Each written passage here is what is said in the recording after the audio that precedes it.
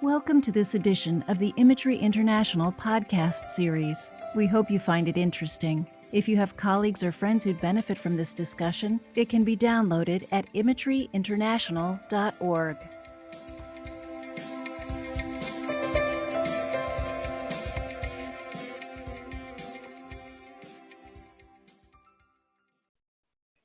Welcome everyone to our gratitude webinar tonight with Marie Eastman. My name is Maureen Killow, and I am the II administrator. And I'm just so happy you guys showed up for this because we did this last year and it was such a blast. And I want to thank Marie for being willing to repeat it again. Just to tell you a little bit about Marie, she has been our II membership chair for many years and rotated off the board this year. So Marie, I thank you for your service there for all those years. And it was a joy working with you, and I miss working with you.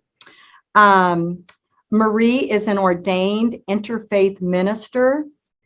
And in her career as a hospital chaplain, she combined imagery and heartfelt counseling to her patients. Some of Marie's professional passions include hospice care, international service, and experiential education. So with that, I turn it over to you, Marie. Show us how to hold grace and gratitude for the holidays. Okay, thank you so much, Maureen. Can you all hear me? Is the sound okay? Okay, well, this is engaging imagery for hopefulness and gratitude. These are my suggestions for tips to relieve holiday stress. I want you to realize that these are my opinions. These are things that may be helpful for you. Some may not. I'd like you to consider trying something out. If a suggestion doesn't quite seem that it would fit you, I recommend that you give it a try just to see if perhaps it might be something that you could find some value in. I'll let you know as we go along which one of these suggestions I needed to just try on to see if I could get value from it. I'm going to give you 15 potential tips. And as I said, they're all potential. We're just going to walk through some of these, and I'm just going to let you know what my experience has been and make some recommendations. And you can take what you need and leave the rest. We'll work in 2 guided meditations. And before we get started with my suggestions, I'd like us to consider what exactly is stressful in this season. Now, we all have our daily obligations. We have our work schedules. We have our family obligations. But when the holidays roll around, we have additional obligations. Gatherings we need to do, gifts we need to buy, extra expenses, and there are a lot of additional stressors. So I'd like you to consider what's stressful for you, and if there's anything that you feel I may have left off this slide, unmute yourself and join in adding what perhaps is a stressor for you this season.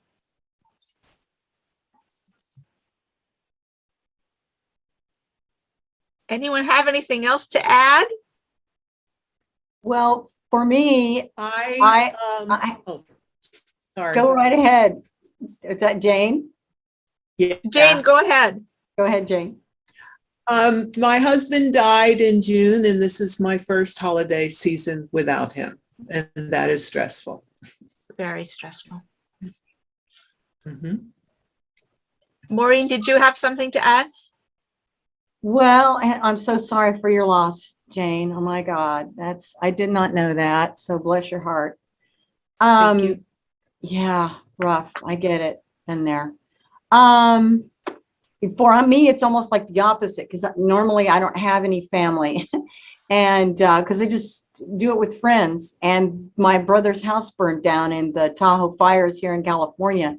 So he's moved, him and his whole entourage moved in with me in August.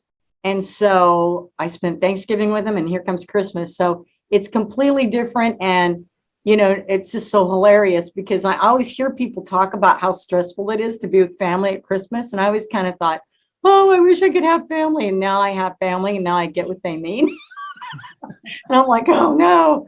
So yeah, so it's the opposite. You know, it's getting used to having family at holidays. So sometimes the family connections or the obligations we have for family also add some stress. It can. Family health. Health or help? Health. Health. Health. Yeah. Yes. Yes. And holidays bring back sometimes trauma from the past. It can be trauma we've experienced in childhood, perhaps around holidays, or it could be grief from long ago or from recent grief. And holidays always bring back things to us that maybe we hadn't been thinking of that, and all of a sudden the holiday comes and that revisits us again. That can also be some of the holiday stress. So my first recommendation is, let's take a gratitude pause. Now, gratitude pause is a particular kind of pause. This is a very intentional slowing down, an emptying of any of the stress that you're feeling, and allowing the things you're grateful for to come to you. And you just quiet your mind and quiet your being. Take a few minutes and just allow yourself to feel empty. Feel this pause, a very physical pause, actually. And then imagine, think of those things you're grateful for that maybe in the stress you weren't quite mindful of in that moment until you took the gratitude pause. And that's my first suggestion. A second one is breathing with purpose. Now, any of you who have a meditation practice and you're practiced at meditating, you might be very familiar with your breath, and you might be very familiar with breathing with purpose. People who are regular meditators usually are quite practiced at this. But we can all do it if we just take some time and slow down and imagine, just feel yourself filling your lungs and your tummy. Just take in a big, big breath. Let your tummy extend. Hold it for a moment, and then easily, slowly release that breath from your mouth. Exhale. It's a longer breath, a slower breath, an intentional breath to breathe with purpose. Now, with these first two suggestions, what I'd like to do is move into our first meditation. And I'm going to combine the gratitude pause with this intentional breath. So I didn't ask if anyone were driving. I really hope there's nobody driving at the moment. I hope you're all in a very comfortable spot. You can be in a comfortable chair, or if you'd like to lie down, that's also very good. Just get comfortable, and I hope you have nothing you need to attend to at the moment except just being present for yourself in this meditation. So bring yourself to an awareness of your breath. And I want you to just take in a deep, deep, intentional breath.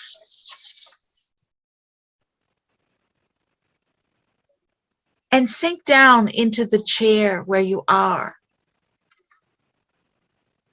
Feel yourself being only mindful of this comfortable chair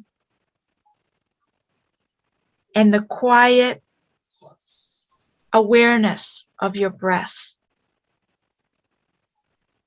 Get comfortable.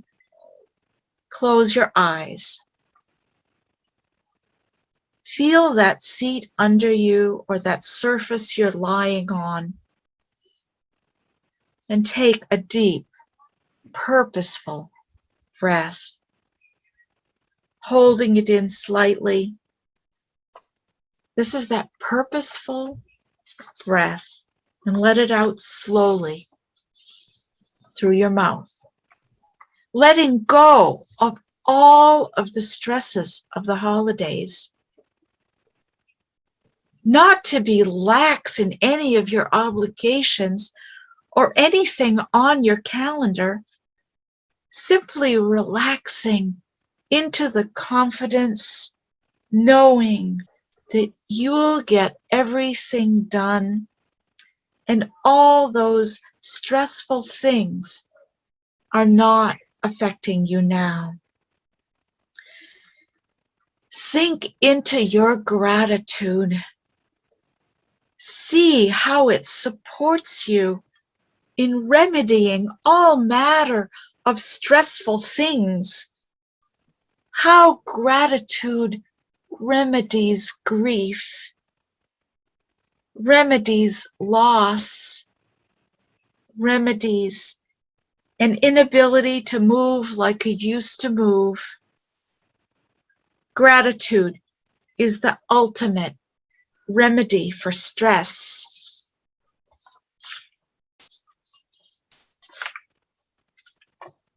In your mind and in your body, be present to yourself with the deepest relaxation and gratitude.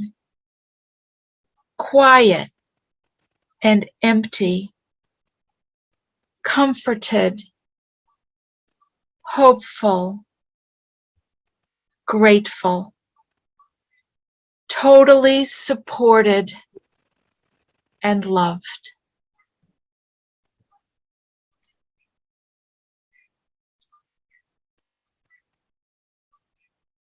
Gradually come back when you're ready.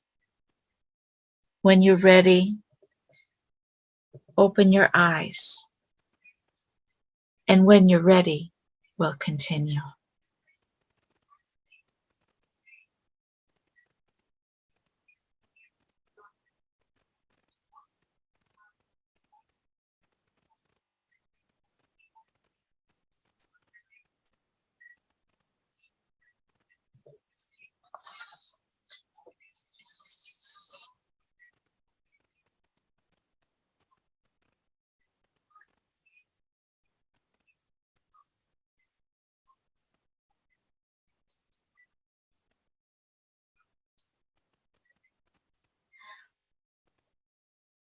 I don't know if you're familiar with the God bag.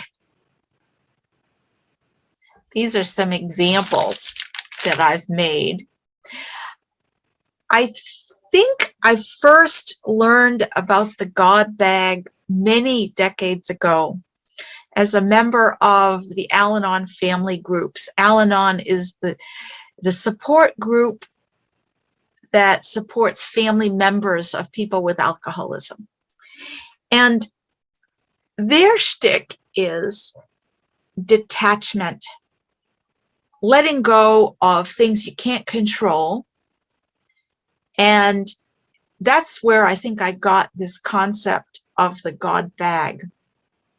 And it could be just something as simple as a little paper bag that you write God bag on, or something like a simple drawstring bag like this one that's actually for favors at a party or a I don't know, something where you'd put something in it for favors. That's the one in the center of the picture. Or this one here, I found these at a craft show. This is like a burlap bag that I used a little embroidery hoop to embroider God bag on this one here. And the idea is anything you feel is stressing you out, you can write it on a piece of paper and you can put it in the God bag. And you can put in situations, people, things, anything that's stressing you out, put it in the God bag. And you might find that you want to take the things out every now and then and stress out a little bit about them. And I recommend that you put the stuff back in the God bag. And there's something about the physicality of putting these things into, it may just be, they're written on, you might have names of people or situations or whatever. And the physicality of putting them back in the God bag reminds you, you have surrendered that situation. You have put it out of, now you may belong to a faith tradition that doesn't call your higher power God. That's okay. You can name this device whatever you would like to name it. You could call it the good bag, or you could give it another name. It doesn't matter. It's a way of taking those stressful situations and just putting them someplace else for now. That's the God bag.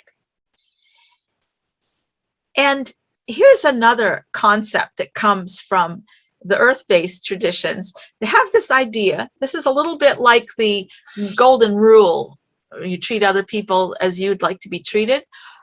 In the earth-based traditions, a lot of them have this concept of what you give comes back to you threefold. And this is very, very useful. Because if you can imagine, if you're stuck in your stress, then what you're giving people is stress. And it's possible that that stress could be coming back to you threefold. You don't want that. So the way I've used this in a lot of different situations is I actually up the quantity. I say, I want to intend for whatever situation it is, or whatever person that's bothering me, or whatever issue, I want 6 times the goodness that I want for myself or that they want for themselves. That's what I'm intending for them. So I am envisioning, and sometimes I will even put this in the God bag, a prayer for 6 times the goodness that that situation is causing, the outcome I want it to be 6 times better than it might be. And this has a way of taking any stress you might have about the situation off you. I'll give you an example of a friend of mine. When I used to work in the hospital as a chaplain, I had a friend, she worked in the cafeteria. We didn't run into each other every day, but when we did, we'd usually just give each other little bits of our lives. And she told me one day, she said that her partner was a musician and he was in a band, and she said, oh, he's consorting with this band member, and she says, I think they're having an affair. She's really beautiful, and I think they're having an affair. I said, listen, this is what you got to do. You want to imagine they are both getting 6 times the goodness you want for yourself. And a few weeks later, I run into her and I said, well, how's that little tip working? She said, oh, I'm so at peace. She said, I'm not nagging. I'm not complaining. I'm just fine, wishing that they have 6 times the goodness that I want for myself. And she said her partner was so just baffled that she was at peace, wondering what she was up to. He starts treating her better. So she gets what she wants too. Anyway, this works in a lot of different situations, and I have tons of other examples that I won't even go into, but just try it out. Whether you believe it or not, just try it on for size and see how it works. You might be amazed. Affirmations is a lot like the God bag. I use it very similarly. I carry an envelope with the affirmations, and what I like to do with this is every time it crosses my mind, I got the envelope with me, I'll take out the little positive statements. An affirmation is a positive statement of the outcome you want, and you say that statement as if it already exists. It's already there. And this has a way of calling this to you. And the interesting thing is that as long as you're affirming these positive things, you somehow are not in your stress. You're in the process of working on affirming what you want in your life. And whatever's going on, make sure you take breaks. Whatever this looks like for you, whether it's talking with a friend on the phone, or just get out and taking the dog for a walk, or just doing something that you've been intending to do. And even if you just do it for a few minutes, it breaks up whatever's going on. Make sure to take breaks. Now, here's an example of one of the things that I didn't think would work for me. It turns out adult coloring books are a thing now. These are adult coloring books. I got them at the Dollar Tree. This one says, relieve stress and improve focus with art. And so I tried it out, and I knew I didn't like coloring. But I thought, I'm just going to try it on. I'm just going to work through this, see if I can find any value. I found a couple of things out about this. There's two different kinds of things in these coloring books. There's real busy, kind of frenetic little drawings that you color, real small, and I did not find this peaceful, this one on the left. I wanted to be gone from that one. But I did find some very interesting scenes, like this one on the right, this waterfront scene with mountains and palm trees and a treasure. Well, this one I kind of got into. I was thinking, oh, I wonder what color would those mountains be? Would they be a little purple? And I guess the water would be blue, and then this treasure chest would be brown. And so I got into it, and I found the picture drew me in. And even though I didn't like coloring any better, however, I did find some peace in this picture, and I realized that depending on the picture I was choosing to color, I could get some value out of the exercise. So it may not be your thing either. It's still not mine, but I just do still have these coloring books, and it's available to me if I want to pick it up again. I live in New Hampshire now. I used to live in Louisiana. I live in New Hampshire now, and this is the Atlantic Ocean. And I get to walk outside now and then. This picture here of me and my partner, John, this was taken actually the day last year, a year ago in December, when we did this webinar. This was the day that the storm they named Gale hit New Hampshire, and it was snowing. That was the first big snow of the year. This picture here was taken last week in Florida. We took a vacation. I know some of you aren't in places where it snows, so I thought a sunny picture might be a good idea. We like walking outside near the ocean, but it actually, oh dear, here I moved it ahead. So much for the walk. The next one is play. My sisters are in 2 other states. I'm in New Hampshire, my twin is in Maine, and our other sister is in Oklahoma.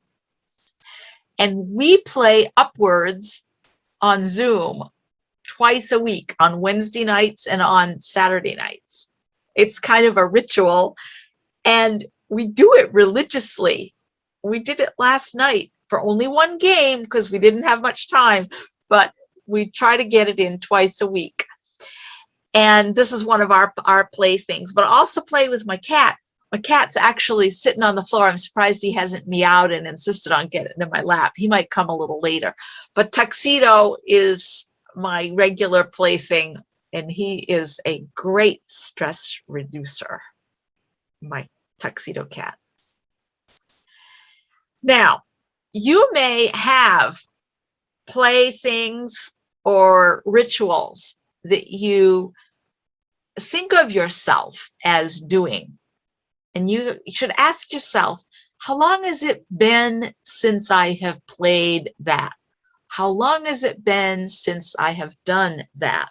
Now, I think of myself as someone who likes to take bubble baths, but I'm embarrassed to admit to you, the last time I took a bubble bath, a real bubble bath, was last year when we took this picture. There's a brand new bottle of lavender bubble bath at the end of my tub. I could take a bubble bath whenever I wanted, and I never take the time. So I'm going to do that, and then I commit to you guys, in the next couple days, I'm going to take another bubble bath.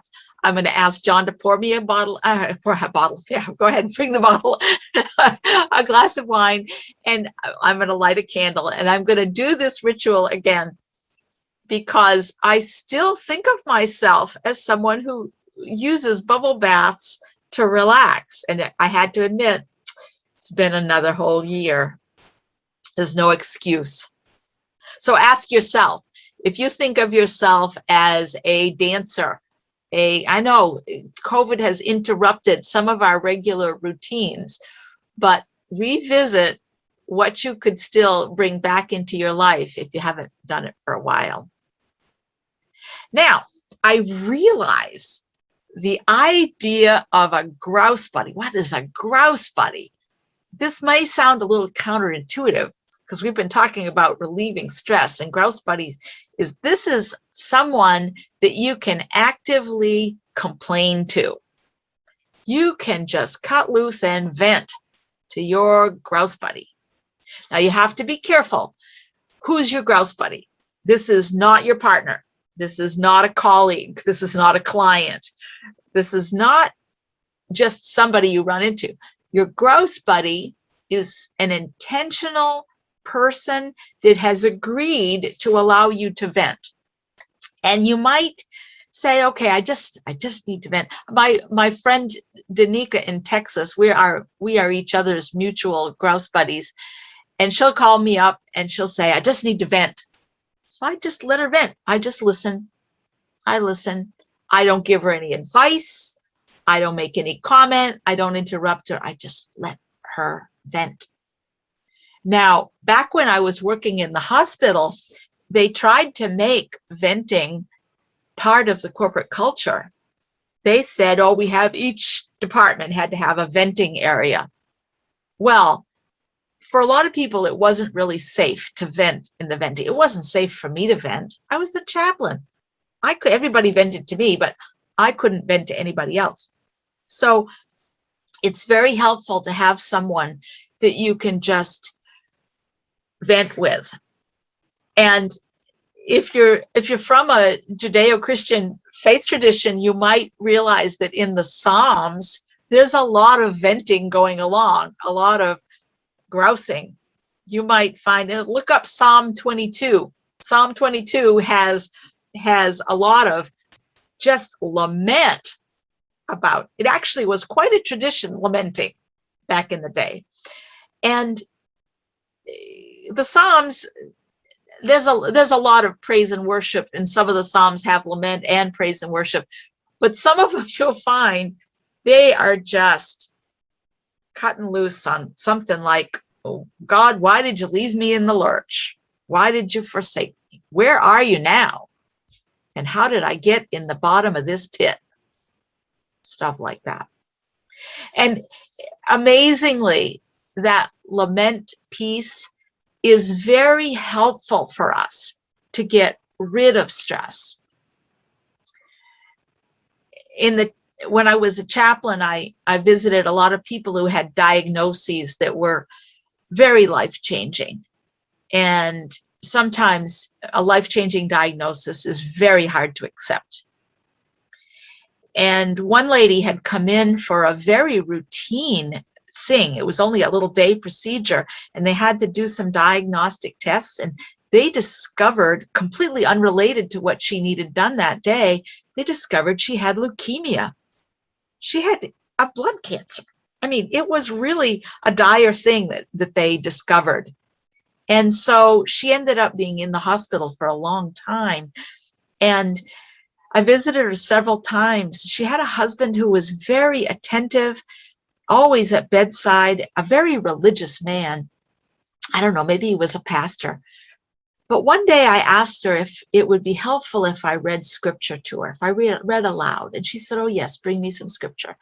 And I went and I found all of the lament pieces of the Psalms. And I only brought I marked them off, so I would only bring the lament. And her husband wanted me to go to the praise and worship ones. And I said, I'm going to read this. And I read the laments aloud. And that woman, her husband didn't even notice her in the bed. She was saying, yes, that's how I feel. That's how I feel. And it was that acknowledgement.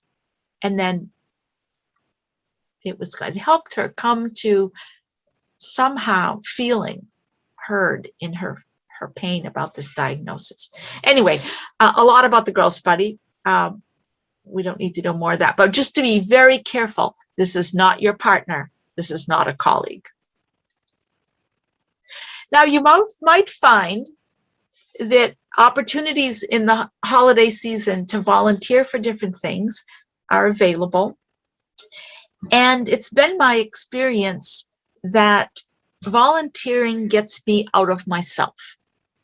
Whatever I'm concerned about or worried about or whatever, just the act of volunteering and doing something for somebody else just shifts my perspective, and just, it has a way of bringing my gratitude back to me. And it's different every time. And sometimes you can find volunteer opportunities that don't involve an ongoing commitment. It could just be something they're delivering food to shut-ins, or they just need a few hands to do these things or the other things. So they want you to bake something and take it somewhere. It could just be something quite simple and contained. And that's another way of getting out of your own stress and sensing your gratitude. I've been talking for a long time, and I'm wondering how some of this is landing. So maybe some of you might want to unmute yourself, and I hadn't been paying attention to the chat at all here. Here's on the chat. Anyone have any comments or anything?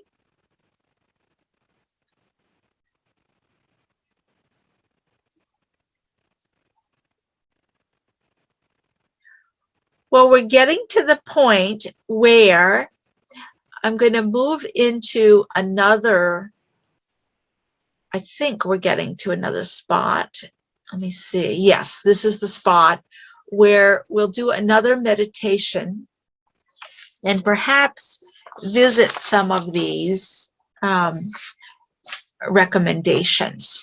So I want you to go back to the breathing, back to feeling comfortable where you are, and taking more purposeful, deep breaths, breathing deeply and purposefully, just finding that nice, quiet, peaceful, and deep spot, totally relaxed, breathing deeply, holding the breath for a moment, and exhaling slowly through your mouth. allowing yourself to feel empty and completely at peace.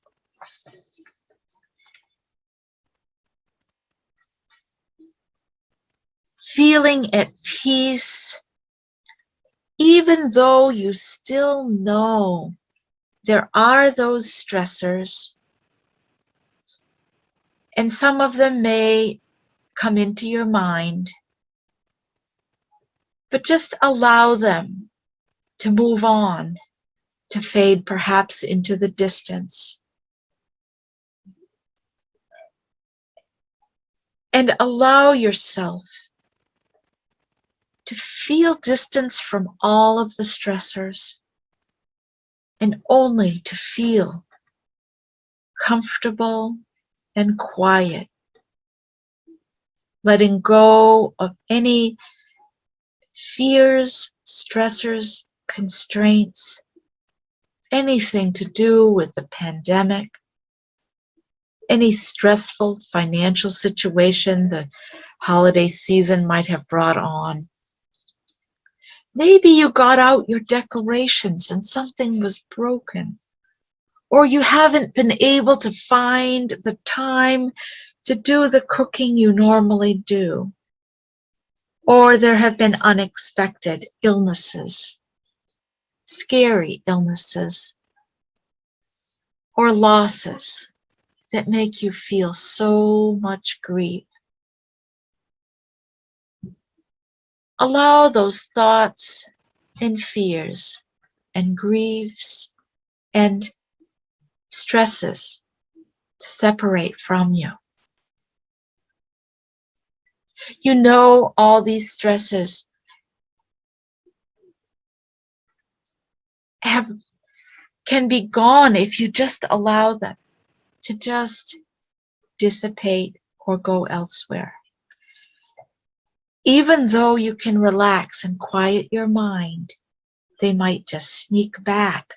So what if you chose a packaging, like some kind of container? It could be a box or like a holiday gift or something. If it might need a big space, you could even get an 18-wheeler. Find a container and a vehicle that can help you get your stresses gone. Put them in that container. And when they're there, you're detached from them now. Those things are just things you know about, and you're getting ready to just separate and relax from them. You're packaging them up. You're getting them ready to be sent away very far. So put them all in there. Add in your grief or any losses you've experienced this year or decades ago. Imagine in whatever packaging you've chosen, whatever vehicle you'll send them away with, this is all very contained. Visit your body now and your mind. Is there anything you've forgotten to put in the package? Add it now. Finish it up and get it ready to be gone. And when you're ready, send that vehicle by whatever means it propels far away from you. If it goes on a road, see it traveling from state to state to state in a second, far from you. If it goes on a ship, send it off and see it disappearing over the horizon. If you decided it should be on a rocket, see it lift off. See it rise into the sky with a long red tail, knowing that all your stressors are making their way to another planet. With your stressors gone, feel how light you are, how strong, how confident you are. See how others' words have no impact on you. See how others receive you as you step into your space, realizing that their opinions are none of your business, because you're completely grounded in your sense of peace. You're completely strengthened by this calm, confident presence that you now own for having sent your stressors away. Now, whether or not you live in a place where it snows, I want you to imagine snow very deep, like falls in the mountains. If you used to live in a place where there was snow every year when you were a child, perhaps you had the experience of lying in very deep snow and looking up at the sky, all bundled up in warm enough clothes that you never felt the cold. What you felt was the snugness of the snow, being held by deep snow that surrounded you. And if you haven't ever felt that, imagine what it might be like to sink into deep snow, all cuddled up in a snowsuit, to have snow snuggling all around you. Snow that's more than a foot deep. And as you lie on your back, cuddled and held by the snow, imagine it's snowing now. And the snowflakes are falling on your face. Snowflakes that are frozen until they land softly on your cheeks and melt instantly.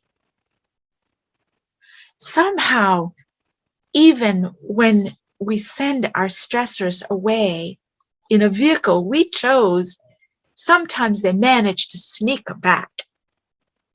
So let's intentionally imagine the snow that's falling and the snowflakes hitting our faces as we lie in the deep snow. Imagine our stressors as snowflakes. Like if your stressors sneaking back, or those snowflakes falling and landing on your cheek and melting away instantly. No more stress, just a sweet, gentle snowflake gone down. Ah, what a lovely thought of deep snow just holding us, and no surviving stressors, just comfort, just confidence, just peace and quiet, with no one else's words having any power over us. No shame, no guilt, no loss, no grief. Just the present moment and peace, comfortably surrounded by a foot of snow. Continue now to take some deep breaths, gradually coming back to this moment, coming back to the present, gradually. And when you're ready, just open your eyes.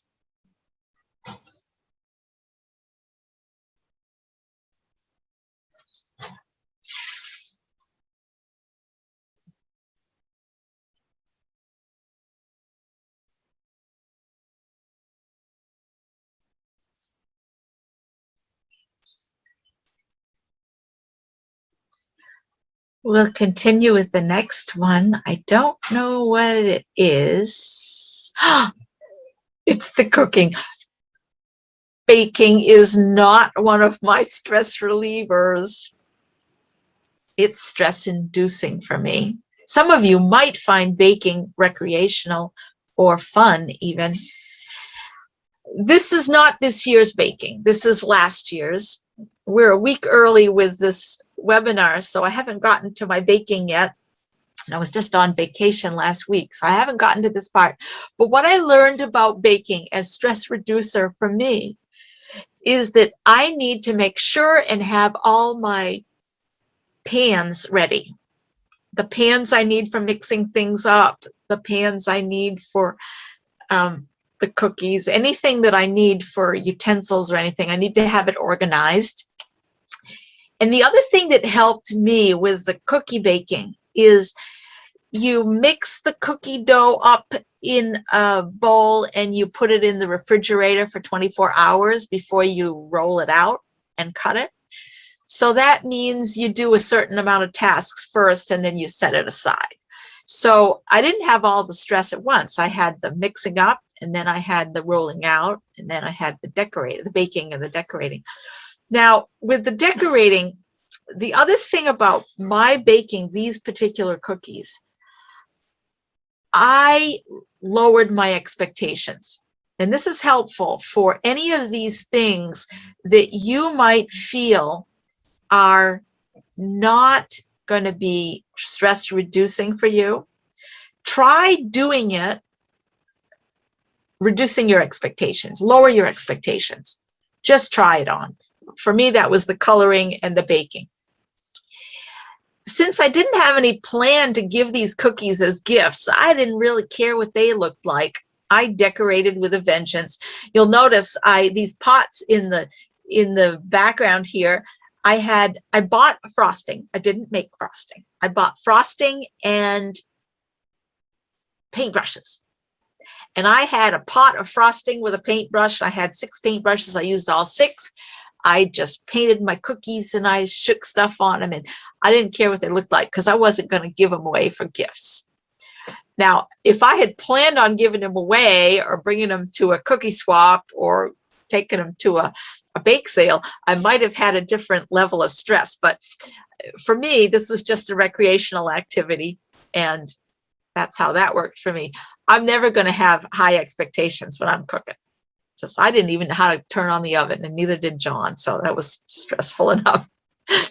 Anyway, I don't know how that is with you. Connecting with Zoom. This is, oops. I went through the connecting with Zoom. That Zoom, we've all done a lot of Zooms this last year. And even though I'm better at Zoom, I'm not that good at PowerPoint. So I advanced it too fast.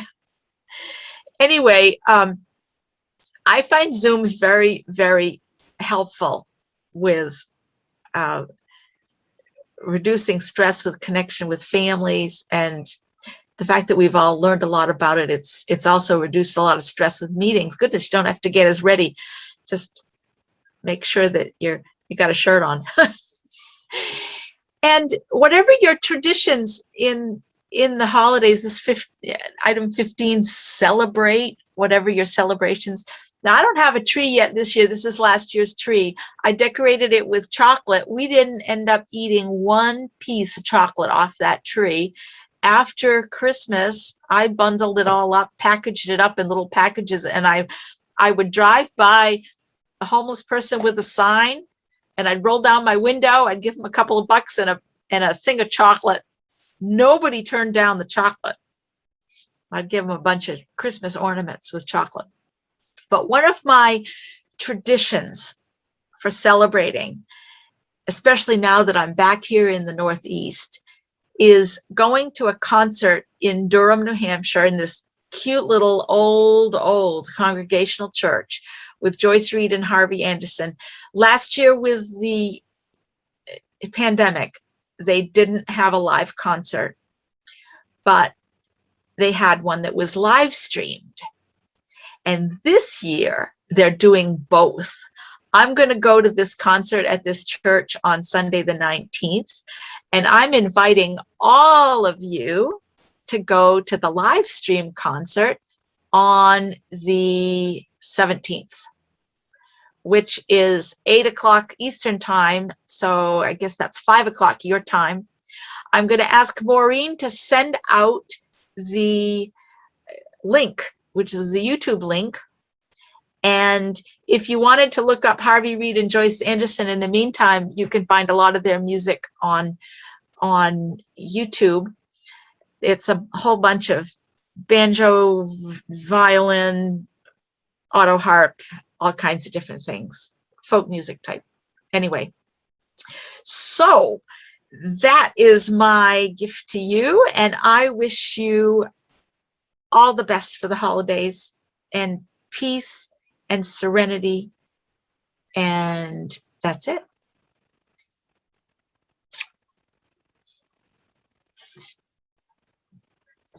Thank you, Marie. Yay, yay. I especially love that 6 times. I just love that. I really That love works so well. it. It just changes the whole energy, the whole paradigm. It's a wonderful way to wield energy, and in such a positive way. And I love the snowflake. That's one of my favorites. So thank you for revisiting that for us. And I put in a link, but that isn't the one the link that you have there is for the concert, to watch the concert on YouTube? Yes, that's the concert that will happen live streamed on the 17th of December. All right. Yeah, I'm trying to find it. I can send it to you again in email. Yeah, I wanted to put it in the chat, but it's not okay. Working, but, looks like my twin showed up. Yes, my twin came. Introduce her. There she is. She's got a background. Welcome. Nice to meet you, twin. Well, I guess we can open it up to anybody who wants to share any other tips that they know of. Yes. And I'll keep the video going until we hit 5 o'clock. So if anybody would like to talk, take yourself off of mute. Hi.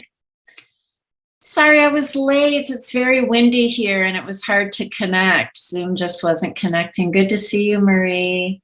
That was so special, and I just really want to say thank you, because I'm in California, and that whole snow angel meditation, I have forgotten like just how good that feels to be bundled. I mean, your imagery and just all the words that you chose were so spot on. I was right there, and it made me sad, but in a good way. It was like, I didn't even really realize that that's something that I've been missing for 40 years. So thank you for that. Really special. Yeah, I agree. And even just, I know you guys know what I'm talking about, but whenever you're in that blanket of snow, whenever you step out and it's just snowed, it's just so quiet and still. Mm-hmm. And everything is just, there's just something very unique about it. And just to be in that energy is just so, I love it. So, yeah. Yeah, I love that quietness. Yes. Mm-hmm. Yeah. Yeah, and I loved what you were talking about, putting it in the box. And part of that is disidentifying with the stressors rather than embracing them as part of your identity, is to realize they are not you. They are not the core you, and that you can look at the stressors in your life as weather. And you think about Mother Earth, and the core of Mother Earth is not affected by the weather. It's solid, it's the core, it's the mother, right? And we tend to take things on and get so rattled by things, but to remember that we have this deep essence that is so solid and insulated from that. But I think we forget, and I think we attach and identify to the weather that's going on rather than our deeper core. So I can kind of add that on to what you were talking about.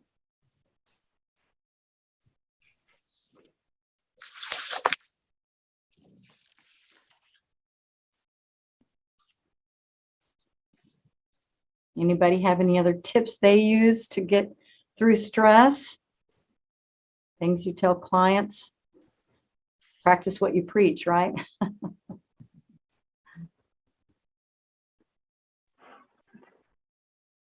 I just want to thank you for this. I really enjoyed it, and I'm going to have to listen to it again because I did have to drive during the meditation because I feed my husband dinner at the nursing home. But I really enjoyed it, and I really appreciate it. So thank you, Marie.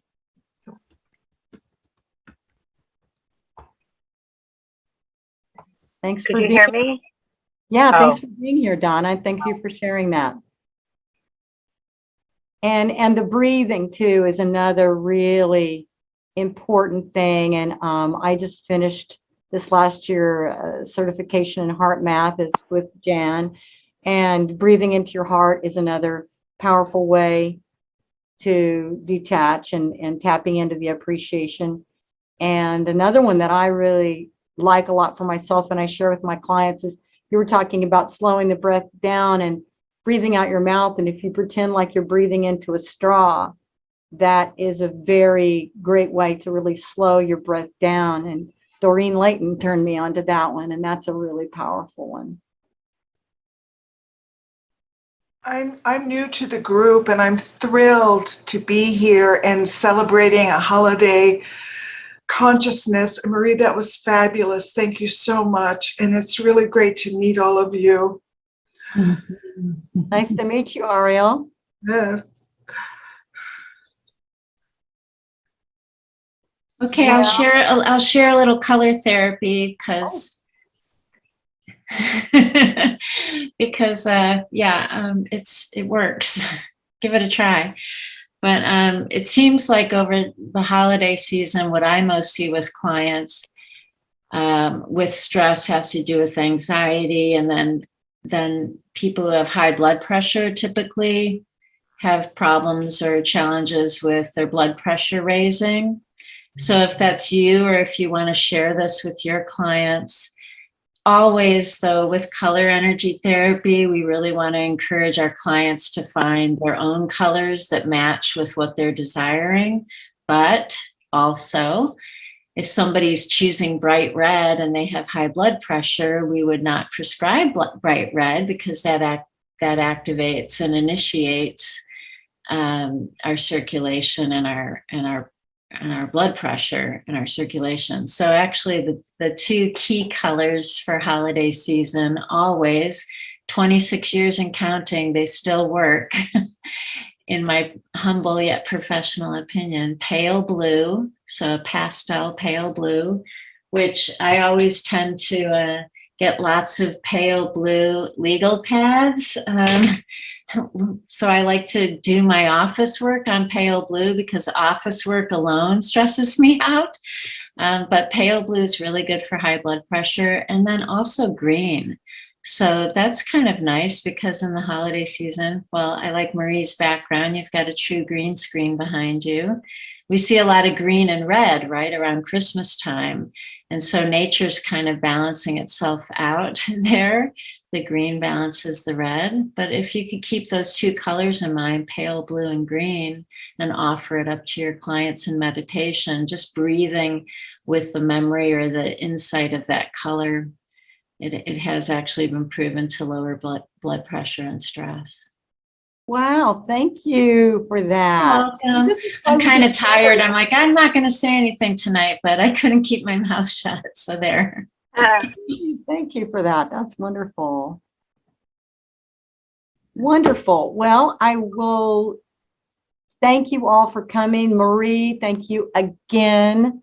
Just love this presentation you do every year. And to end, I want to remind you guys that we've got a February 10th webinar coming up. That'll be the next one, will be February 10th, Yoga Nidra for a deeper imagery experience with Elaine Santos. So with that, I will say happy holidays and lots of love to all of you.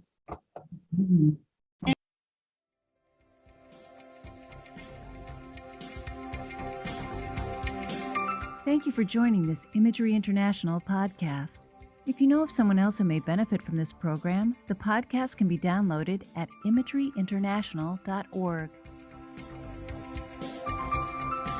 The music in this piece is provided by Shantha Shri, and you can learn more about him and his healing music at energymusic.com. That's ENERGI music.com.